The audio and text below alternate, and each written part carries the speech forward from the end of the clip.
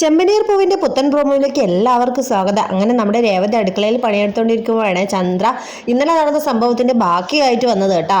ഇന്നത്തെ കറിയിൽ നീ സാമ്പാറിൽ പഴുതാരിയാണ് ഇട്ട് വെക്കുന്നത്. അപ്പം നമ്മുടെ രേവതി കണക്കിനങ്ങ് കൊടുത്തോട്ടെ. രേവതി പറഞ്ഞ ഇന്ന് 2 തവള ഇട്ടിട്ടാണ് കറി വെക്കുന്നത്. അപ്പം നമ്മുടെ ചന്ദ്ര ഷോക്കായി. അപ്പോൾ ഇവിടെ എന്നോട് ഇങ്ങനെയൊക്കെ പറയാൻ തുടങ്ങിയെന്ന് രേവതി ഇങ്ങനെ തന്നെ നോക്കി കേട്ടോ. അപ്പോൾ വീട്ടിൽ ആരും വിശ്വസിക്കുന്നില്ല കേട്ടോ, നമ്മുടെ രേവതി ഇങ്ങനെ ചെയ്തിട്ടില്ല എന്ന് സച്ചി അടക്കം രേവതിയെ കുറ്റം പറയുന്നത് കേട്ടോ. അപ്പോൾ രേവതി പറഞ്ഞു എന്നെ ആരെയും വിശ്വസിക്കുന്നില്ല, അച്ഛനെങ്കിലും എന്നെ വിശ്വസിക്കും, ഞാൻ അങ്ങനെ കറിപ്പാത്രം ഒന്നും അങ്ങനെ തുറന്ന് വെക്കാറില്ല. അപ്പം അച്ഛന് വിശ്വാസമുണ്ട് കേട്ടോ. അച്ഛൻ പറഞ്ഞു എനിക്ക് മോളെ വിശ്വാസമാണെന്ന് പറഞ്ഞു. അപ്പം രേവതിക്ക് ഒരു ആശ്വാസമായി. വേറെ ആരെയും ബോധ്യപ്പെടുത്തേണ്ട ആവശ്യമില്ല. അതുകൊണ്ട് നല്ല തൻ്റെ അടുത്ത് തന്നെ നമ്മുടെ രേവതി ഇന്നത്തെ എപ്പിസോഡിൽ നിൽക്കുന്നുണ്ട്.